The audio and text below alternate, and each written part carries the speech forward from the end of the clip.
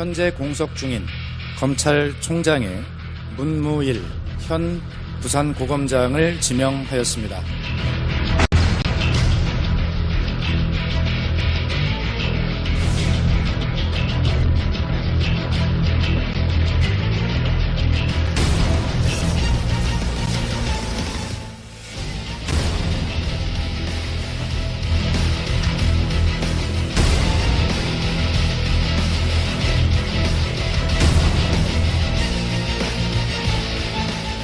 우리 시대 정신이 바라는 것을 성찰하고 또 성찰해서 국민을 위하여 좋은 결과가 나올 때까지 노력하겠습니다.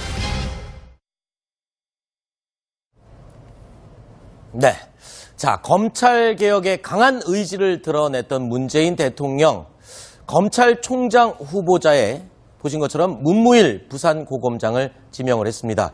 자, 문무일 후보자의 이력과 과거 인연이 많은 이야기들을 해주고 있습니다. 자세히 오늘 짚어보도록 하겠습니다. 자, 먼저 문무일 후보자와 관련된 이야기들 그리고 단어들을 저희가 좀 연결을 해봤습니다. 트리를 만들어봤는데 자, 먼저 뭘 볼까요? 첫 번째, 자, 12년 만에 호남 출신 검찰총장이다. 자, 어떤 의미가 있는 겁니까? 지금 법무부 장관도 호남 출신이죠? 그렇습니다. 네. 그래서 그러니까 후보자지만 아직까지 그래서 이제 네. 양쪽이 다 이제 법무부 장관과 검찰총장이 다 호남 출신이 된 게 12년 만입니다. 네. 노무현 정부 때 천정배 장관, 김종빈 검찰총장에 의해서 이번에 12년 만에 문재인 정부에서 다시 이제 양쪽이 다 투톱이 호남인 그런 셈입니다. 네. 자, 그리고 또 하나 살펴보면요. 이 강골 특수통이다라는 별명이 있어요. 검찰 내에서는 어떻습니까? 그 어떤 평을 받는 평판이 어떤 사람입니까? 지금 보면요. 네.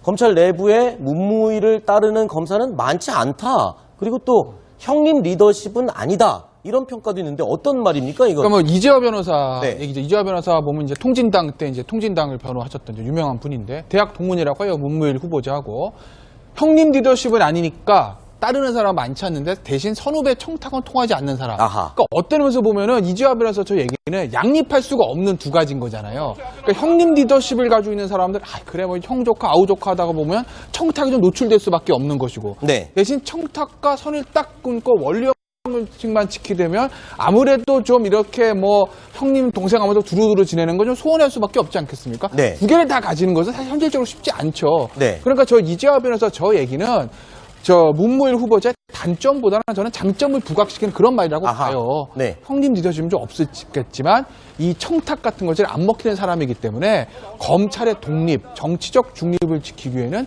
굉장히 좋은 사람이다라는 저는 긍정적 평가로 보고 있고 또 하나 제가 이제 들은 얘기 이런 얘기들이 있어요. 문무일 후보자가 경청의 리더십의 달인이다 이런 얘기들. 잘 듣는다는 얘기를 잘 들어준다는 아하. 거예요. 그래서 뭐 오늘 아침 뭐 조간신문에서 한번 보도가 됐는데 네. 예전에 이런 일화가 있었다고 하죠. 부장검사 시절에 당시 이제 야당 의원이 전화해가지고 본인이 뭐 억울한 얘기를 했다는 거예요. 네. 1시간 내내 들어줬답니다. 아하. 근데 이제 남 억울한 얘기 1시간 들어주는 게 진짜 쉽지 않거든요. 그렇군요. 그러니까 군소리 안 하고 다 들어줬다는 거예요. 네. 그래서 그 야당 의원이 문무일 당시 부장검사 팬이 됐다. 내가 아하. 하소연한테 다 들어줬어. 이런 네. 것들.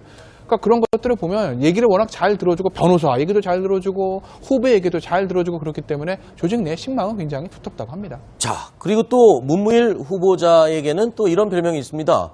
검찰 수사의 교과서다라고 하는데 그 이제 첫 번째 사건으로 유명한 게 지존파 사건을 꼽거든요. 자, 지존파 사건 어떤 사건이고 어떻게 수사를 했기 때문에 이렇게 교과서다라는 별명을 얻게 됐나요? 지존파 사건은 이제 7명의 조직 폭력배가 5명을 아주 잔인한 방법으로 살해해가지고 그 당시에 뭐 사회적으로 엄청난 파장이 일었던 사건이죠. 네. 문무일 지금 후보와 관련해서는 94년도에 남원에서 이제 한 카페 여종업원일 이 지존파가 살해를 해서 교통사고로 위장해서 시체를 유기를 한 겁니다. 네. 그런데 이제 경찰은 단순한 교통사고로 이걸 봤는데 그 당시 남원지청에 근무하던 문무일 검사가 이건 뭔가 좀 이상하다.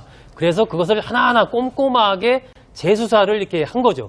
그 과정에서 이른바 이제 지존파의 존재를 밝혀내게 됐고, 네. 그래서 이 남원지청에 근무하던 문무일 검사가 서울지검 이제 특수부로 발령을 받으면서 그때부터 이제 특수부 검사로서 어떤 새로운 이제 활약을 하게 되는 그런 시작이 된 것이 바로 이제 지존파 사건입니다. 네.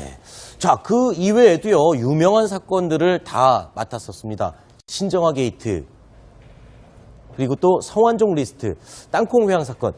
어떤 게 가장 기억에 남으십니까? 이 문무일 후보자가 맡았던. 전 개인적으로 가장 최근에 했던 성완종 리스트인 것 같습니다. 아하. 이제 2015년도에 대통령가 워낙 큰 사건이었고 성완종 전 회장이 메모지에다가 이름을 남기고 사실은 이제 어떻게 보면 가장 결정적인 그러니까 본인이 숨진 상황에서 수사가 굉장히 어려웠었죠. 네. 그 상황에서 이제 지금의 한국당의 대표가 된 홍준표 당시 경남도지사를 뇌물수수 혐의로 이제 기소를 했죠. 네. 가장 큰 사건 중에 하나가 아니었나 싶습니다. 네. 근데 사실 문무일 후보자의 어떤 특징을 알 수 있는 사건은 저기 나오는 사건보다 저는 다른 거를 좀 꼽고 싶은데. 어떤 사건이죠? 효성 비자금 수사한 적이 있어요. 아하. 근데 효성 비자금 수사한 게 왜 이제 제가 그 얘기를 드리냐면 2008년입니다. 네. 잘 아시겠지만 효성 조성래 회장의 동생이 한국타이어 조양래 회장은 이명박 전 대통령 사돈입니다. 네. 2008년에 언제죠?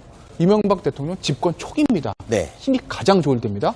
그때 사돈 기업의 비자금을 수사했습니다. 아하. 그러니까 처음에는 그걸 하려고 그런 게 아니라 비자금 이제 관리하는 그 관계자를 수사하다가 좀 수사가 번진 건데 그 관계자를 긴급 체포해서 구속시키거든요. 네. 그러니까 사실은 어떻게 보면 정권에 좀 찍힌 측면들이 있는 거죠. 네. 그러니까 정권의 힘이 가장 좋을 때 정권과 연이 있을 수도 있는 사람을 수사를 했다. 네. 그래서 그것 때문에 아마 이명박 정부 내내 아주 박해받은 건 아닌데 네. 좋은 보직은 가지 못했다고 하죠. 네. 그런 걸 봤을 때 문무일 후보자가 조금 강단 있고 정권과 척을 질 수 있는 수사도 할 수 있는 사람이다. 이런 평가가 가능할 것 같아요. 네. 자, 문무일 검찰총장 후보자와 유명한 사람들의 인연과 악연을 저희가 몇 가지 대표적으로 모아봤습니다. 자, 보니까요. 조금 전에 말씀하셨죠. 성완종 리스트는 홍준표 당시 경남도지사를 기소했던. 그렇죠. 기소했던 그 악연이 있고요. 그리고 또 윤석열 서울지검장관은 함께 신정아 사건을 수사를 했던 그런 또 인연이 있군요. 그리고 또 이재명 성남시장과 연수원 동기동창이라고 하네요. 그리고 굉장히 좀 끈끈하고 친한 사이였나 보죠? 이재명 성남시장이 본인의 트위터에 그 글을 남겼었죠. 네. 문무일이 자기의 어쨌든 동기가 연수원 동기가 검찰총장이 되면서 검찰 개혁에 굉장히 큰 지금 나오는 군사 정권의 판검사로 임명받지 말자고 다짐했지만 네. 형은 검사가 됐다. 난 실망스러운 마음이 없지 않았다. 이렇게 얘기하면서도 네. 예, 그러면서 이제 검찰 개혁을 누구보다도 잘할 것이라고 굉장히 기대를 걸었습니다. 이재명 성남시장도. 네. 이재명 시장은 또 어쨌든 문무일 후보자가 2차 사법파동에서의 주역이었다. 네. 또 이런 얘기도 이제 공개를 했죠. 그게 1988년에 있었던 일인데 네. 노태우 대법원장. 그렇습니다. 당시 예. 이제 김용철 대법원장이죠. 김용철 대법원장을 임명을 하니까 그 당시 판사들이 있을 수 없는 일이다. 이거 네. 50 정권에서 했던 사람을 왜 또 재임용을 하느냐. 네. 그래서 이제 판사들 한 300명 정도가 막 이제 서명을 하면서 대법원장 물러가라.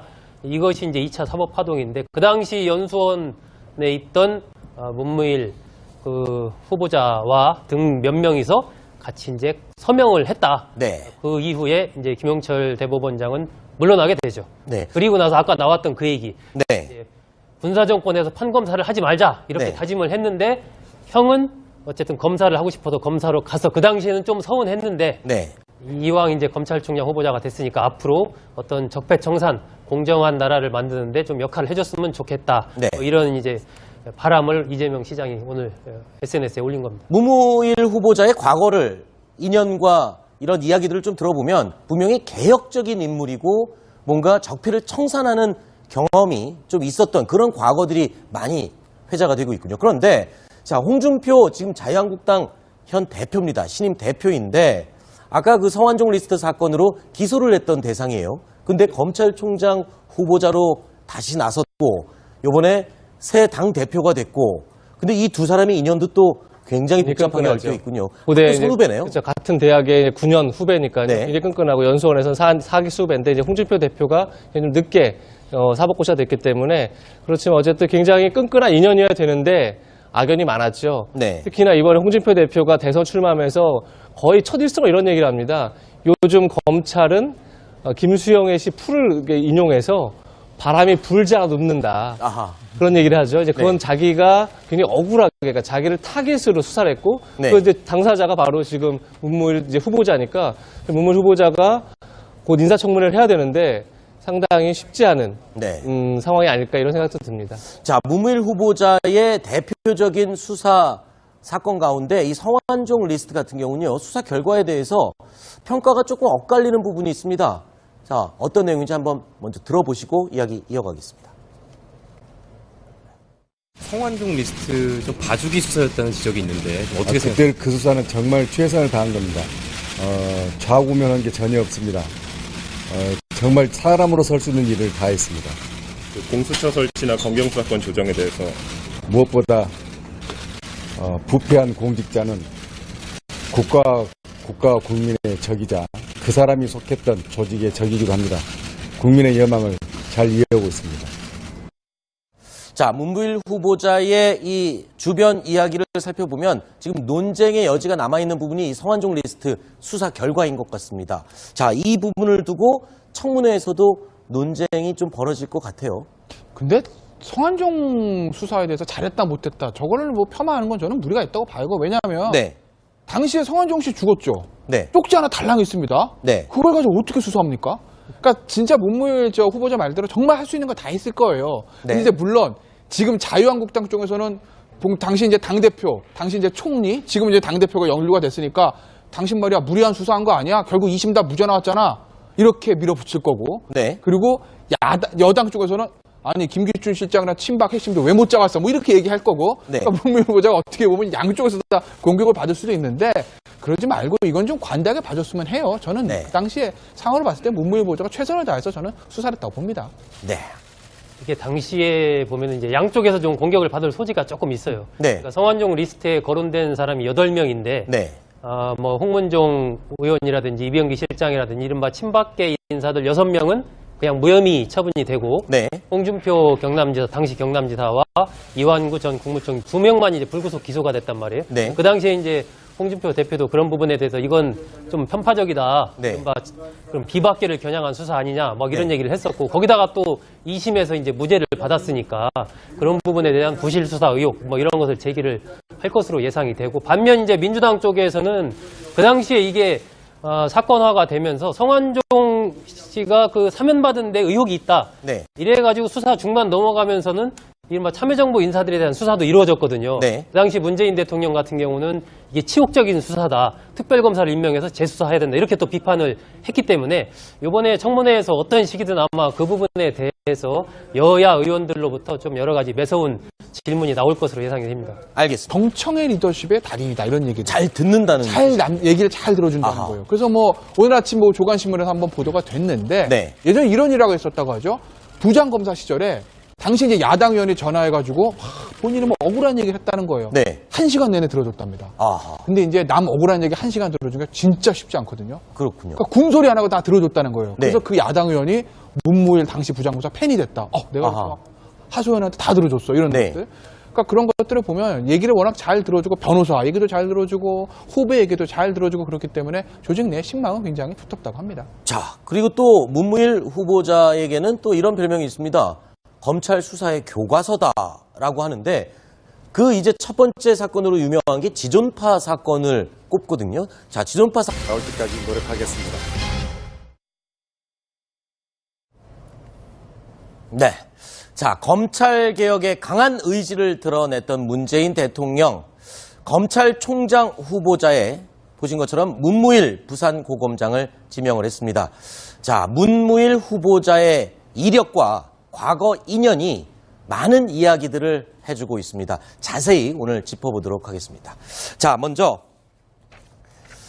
문무일 후보자와 관련된 이야기들 그리고 단어들을 저희가 좀 연결을 해봤습니다. 트리를 만들어봤는데 자, 먼저 뭘 볼까요? 첫 번째, 자, 12년 만에 호남 출신 검찰총장이다. 자, 어떤 의미가 있는 겁니까? 지금 법무부 장관도 호남 출신이죠? 그렇습니다. 네. 그래서 그런 사람 많지 않는데 대신 선후배 청탁은 통하지 않는 사람. 아하. 그러니까 어떤 면에서 보면은 이지아비라서 저 얘기는 양립할 수가 없는 두 가지인 거잖아요. 그러니까 형님 리더십을 가지고 있는 사람들, 그래 뭐 형 조카 아우 조카 하다가 보면 청탁이 좀 노출될 수밖에 없는 것이고. 네. 대신 청탁과 선을 딱 끊고 원칙만 지키려면 아무래도 좀 이렇게 뭐 형님 동생 하면서 두루두루 지내는 건 좀 소원할 수밖에 없지 않겠습니까? 네. 두 개를 다 가지는 것은 사실 현실적으로 쉽지 않죠. 네. 그러니까 저 이재화 변호사 저 얘기는 저 문무일 후보자의 단점보다는 저는 장점을 부각시키는 그런 말이라고 아하. 봐요. 네. 형님 리더십은 좀 없었겠지만 이 청탁 같은 것을 안 먹히는 사람이기 때문에 검찰의 독립, 정치적 중립을 지키기 위해는 굉장히 좋은 사람이다라는 저는 긍정적 평가로 보고 있고, 또 하나 제가 이제 들은 얘기, 이런 얘기들이 있어요. 문무일 후보자가 그러니까 후보자지만 아직까지 예, 그래서 이제 양쪽이 다 이제 법무부 장관과 검찰총장이 다 호남 출신이 된 게 12년 만입니다. 네. 노무현 정부 때 천정배 장관, 김종빈 검찰총장에 의해서 이번에 12년 만에 그 문재인 정부에서 다시 이제 양쪽이 다 투톱이 호남인 그런 셈입니다. 네. 자, 그리고 또 하나 살펴보면요. 이 강골 특수통이다라는 별명이 있어요. 검찰 내에서는 어떻습니까? 그 어떤 평을 받는, 평판이 어떤 사람입니까? 지금 보면요. 네. 검찰 내부에 문무일을 따르는 검사는 많지 않다. 그리고 또 형님 리더십은 아니다. 이런 평가도 있는데 어떤 말입니까, 이거? 그러니까 뭐 이재화 변호사 네. 얘기죠. 이재화 변호사 보면 이제 통진당 때 이제 통진당을 변호하셨던 이제 유명한 분인데, 대학 동문이라고 해요. 문무일 후보자하고. 형님 리더십은 아니니까 딸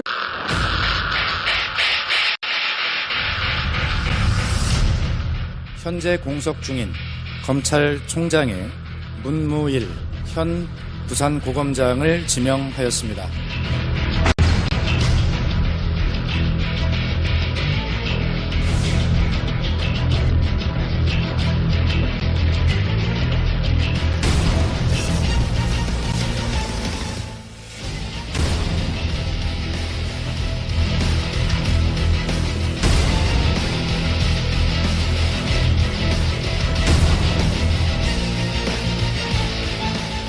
우리 시대 정신이 바라는 것을 성찰하고 또 성찰해서 국민을 위하여 좋은 결과가 나오기를